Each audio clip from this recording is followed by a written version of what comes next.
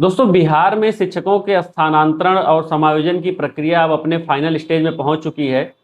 हम बात करेंगे कि समायोजन की प्रक्रिया में किन शिक्षकों को अर्थात वरिष्ठ या कनिष्ठ किन शिक्षकों को अपने विद्यालय से बाहर जाना पड़ेगा, समायोजन किन शिक्षकों का होगा और नियम क्या कहता है, साथ ही साथ अभी जो हाल फिलहाल के गाइडलाइन है उसमें क्या कुछ लिखा हुआ है। और जो सोशल मीडिया में एक बहस छिड़ी हुई है कि वरिष्ठ शिक्षक जो हैं वो समायोजित होकर दूसरे विद्यालय में जाएंगे सरप्लस मानते हुए। कुछ लोग कह रहे हैं जो कनीय शिक्षक होंगे, जो बाद में स्कूल ज्वाइन किए होंगे, उनको अपने विद्यालय से दूसरे विद्यालय भेजा जाएगा। तो चलिए थोड़ा सा हम इसके बारे में बात करेंगे और हम देखेंगे कि जो स्थानांतरण की प्रक्रिया है वो कब से फाइनली शुरू होने जा रही है और उसमें किन किन शिक्षकों को वरीयता पहले दी जाएगी और अंकों का जो यहाँ पे गणना क्रम है उसका क्या मतलब है। इन सभी चीज़ों के बारे में हम बात करते हैं। चलिए वीडियो को शुरू करते हैं। देखिए, पहले हम समायोजन के बारे में बात कर लेते हैं। समायोजन की प्रक्रिया अगर आसान भाषा में समझें तो जो छात्र और शिक्षक अनुपात है उसके हिसाब से वहाँ पे देखा जाता है। बिहार में हम कहें या राइट टू एजुकेशन एक्ट में कहें कि 30 छात्रों पे एक शिक्षक की उपलब्धता मानी गई है कि 30 छात्र अगर आपके विद्यालय में हैं तो आपके यहाँ कम से कम न्यूनतम एक शिक्षक होना अति आवश्यक है।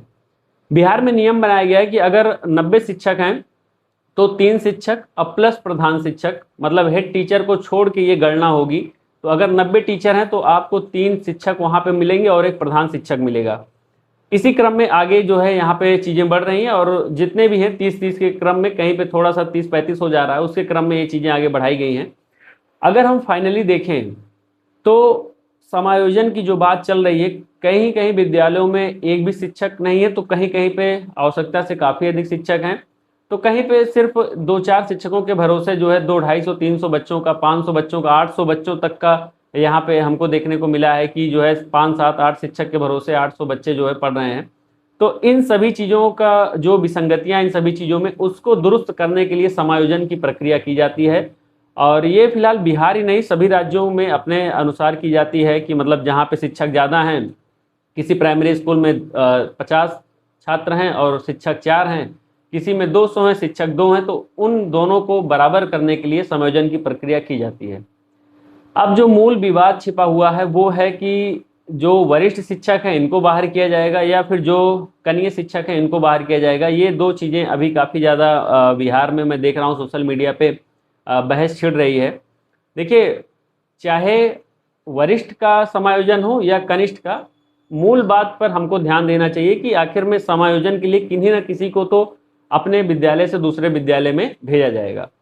तो आपसी जो संघर्ष है उसको फिलहाल यहाँ पे खत्म करने की आवश्यकता है। जिस प्रकार विभाजन हुआ है शिक्षकों में, विशिष्ट शिक्षक, नियोजित शिक्षक, बीपीएससी शिक्षक, वो शिक्षक, ये शिक्षक, वरिष्ठ शिक्षक, कनीय शिक्षक, लोकल शिक्षक, बाहरी शिक्षक, इस प्रकार की चीज़ों की वजह से ही आज काफ़ी ज़्यादा जो बिहार के टीचरों की मूल मांगे हैं वो दबी हुई हैं और आने वाले समय में मैं आशा करता हूं कि ऐसे ही दबी रहेंगी जिस प्रकार एक दूसरे में संघर्ष की स्थिति उत्पन्न हुई है। फिलहाल अगर हम समायोजन पर लौटें तो समायोजन की प्रक्रिया में जो वरिष्ठ शिक्षक हैं उनके चांसेस ज़्यादा हैं बाहर जाने के लिए। क्यों ऐसा मैं कह रहा हूँ उसके एक दो जो है आपको उदाहरण में प्रस्तुत करता हूँ। आप अपने पड़ोसी राज्य में देखेंगे उत्तर प्रदेश में पहले क्या नियम था कि लास्ट इन फर्स्ट आउट, बाद में आओ पहले जाओ। फिर क्या हुआ कि इससे होता क्या था कि जो कनिष्ठ शिक्षक होता था, जो बाद में स्कूल ज्वाइन करता था, वो पहले ज्वाइन किया, बाद में ज्वाइन किया, उसको पहले आउट होना पड़ता था। लास्ट इन फर्स्ट आउट शब्दों पे ध्यान दीजिएगा। उसने सबसे आखिरी में ज्वाइन किया और फिर किसी विद्यालय में जाके ज्वाइनिंग ले ली, इस विद्यालय में ज्वाइन किया, फिर उसको समायोजन में यहाँ से उठा के किसी दूसरे विद्यालय में भेजा गया। जिस विद्यालय में जाता था वहाँ भी वो लास्ट रहता था। तो इस प्रकार फिर अगर उसका समायोजन किया जाएगा तो उसी को उठा के फिर तीसरे, फिर चौथे, फिर पांचवें जगह भेजा जाता रहता था। इससे क्या होता था कि एक जो समता की स्थिति थी, जो समानता की स्थिति थी, उसका सीधा सीधा यहाँ पे उल्लंघन देखा जाता था कि जो कनीय शिक्षक है उसी को बार बार जो है जाना पड़ेगा बाहर और जो वरिष्ठ शिक्षक है उनको अपने स्थान पर बने रहने का मौका मिलता था। तो इन विसंगतियों की वजह से इलाहाबाद जो हाई कोर्ट है उसने एक जजमेंट दिया और उसने कहा कि फर्स्ट इन फर्स्ट आउट, पहले आओ पहले जाओ, अर्थात जो सबसे वरिष्ठ शिक्षक होगा उसको ही समायोजन में पहले भेजा जाएगा ये हम आपको पड़ोसी राज्य के बारे में स्थिति बता रहे हैं। अब बिहार का क्या है कि बिहार जो है जो राज्य हैं उनसे सीखता है। जैसे आप ट्रांसफर की प्रक्रिया में भी देखेंगे तो उन्होंने स्पष्ट कहा कि हम 8-9 राज्यों के जो ट्रांसफर की प्रक्रिया है उसको देख रहे हैं, उस पर विचार कर रहे हैं और उसके बाद ही कोई भी निष्कर्ष हम निकालेंगे। तो अब क्या है कि जो स्थिति बन रही है, चूंकि इतना ज़्यादा लोकल शिक्षकों का विरोध हुआ है, इतना ज़्यादा जो शिकायतें आई हैं कि ये जो शिक्षक हैं ये घर से अटेंडेंस बनाते हैं या फिर चले जाते हैं, इन तमाम चीज़ों की वजह से जो मुझे लग रहा है कि जिस प्रकार मीडिया ने काफ़ी ज़्यादा मतलब कि वीडियो इसके अगेंस्ट बनाया है और उन्होंने काफ़ी बार शिक्षा मंत्री के सामने भी पूछा है कि शिक्षक आते हैं और चले जाते हैं, ऐसा शिकायतें काफ़ी प्राप्त हुई है। तो इस सब को देख के लग रहा है कि जो वरिष्ठ शिक्षक हैं उनको ही समायोजित करके जो है बाहर जो है किसी और विद्यालय में मूल विद्यालय से हटा के कहीं और विद्यालय भेजना यहाँ पे सुनिश्चित किया जाएगा, जो मेरे हिसाब से लग रहा है।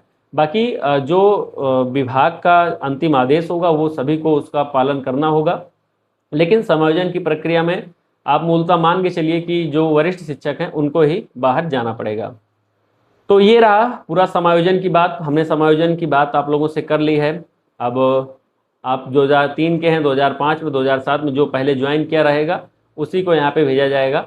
एक बात याद रखिएगा, जहाँ तक मेरा मानना है कि विशिष्ट से इसमें कोई भी लेना देना नहीं रहेगा। आप उस विद्यालय में जो सबसे पहले ज्वाइन किया होगा, ऐसा नहीं कि आपने सक्षमता 1 पास कर लिया तो आप पहले ज्वाइन हो गए, इस हिसाब से नहीं शायद माना जाएगा। जहाँ तक मुझे लग रहा है आपको मूल ज्वाइनिंग का ही यहाँ पे जो है हवाला देते हुए ही हटाया जाएगा। अब सेकंड नंबर पे हम बात कर लेते हैं कि ट्रांसफ़र पॉलिसी जो इस समय बिहार में चल रही है उसके बारे में क्या कुछ विचार चल रहा है। देखिए, ट्रांसफ़र पॉलिसी जहाँ तक मेरी संभावना है कि देर से आएगी लेकिन दुरुस्त आएगी।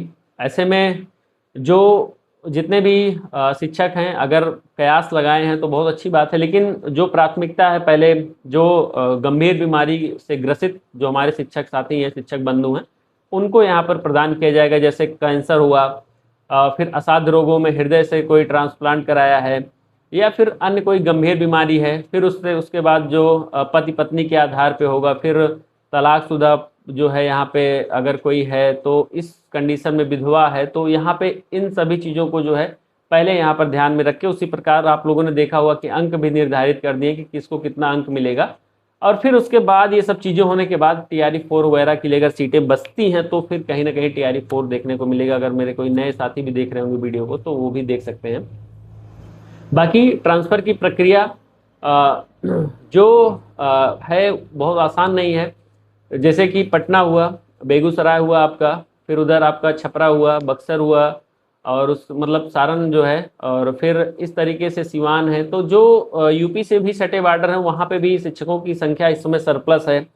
तो मेरे जितने भी उत्तर प्रदेश के शिक्षक साथी देख रहे होंगे और इस आस में होंगे कि जो यूपी से सटे बॉर्डर ज़िले हैं वहाँ पे मुझे जाने का मौका मिल सकता है, तो उनके लिए एक शायद ये सेटबैक होगा कि जो वहाँ की स्थितियाँ हैं वो अभी पहले से ही सरप्लस हैं। और एक चीज़ और देखना होगा कि क्या समायोजन सिर्फ ज़िले के भीतर होगा या ज़िले के बाहर भी होगा।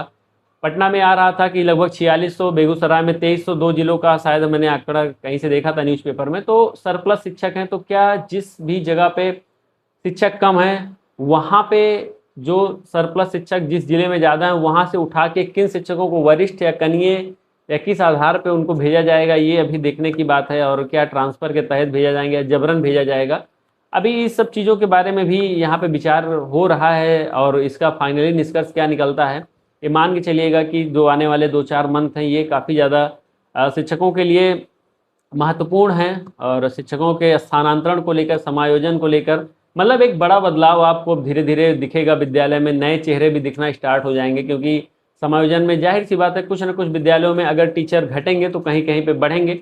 हो सकता है कुछ विद्यालयों में बराबर की स्थिति हो, और तो बहुत अच्छी बात है। दूसरा चीज़ है कि जो समायोजन किया भी जाएगा वो आपके भौतिक उपस्थिति नहीं बल्कि इस शिक्षा कोष की उपस्थिति के आधार पर ही आपको शिक्षक प्राप्त होंगे। आपको कितने शिक्षक मिलेंगे वो शिक्षा कोष के आंकड़ों के आधार पर ही यहाँ पे आपको प्रदान किए जाएंगे। इसलिए शिक्षा कोष का जिनका अपडेशन अच्छा रहा होगा उनको पर्याप्त शिक्षक जो है यहाँ पे मिल जाएंगे। तो इस तरीके की सारी बातें हैं और हमने आपके बीच में रखा है। और अब देखते हैं कि आगे की ट्रांसफ़र की प्रक्रिया में क्या कुछ होता है, और जो कुछ भी अपडेट होगा हम आपको देंगे। और फिर मिलते हैं फिर किसी नेक्स्ट वीडियो में। तब तक के लिए बहुत बहुत धन्यवाद।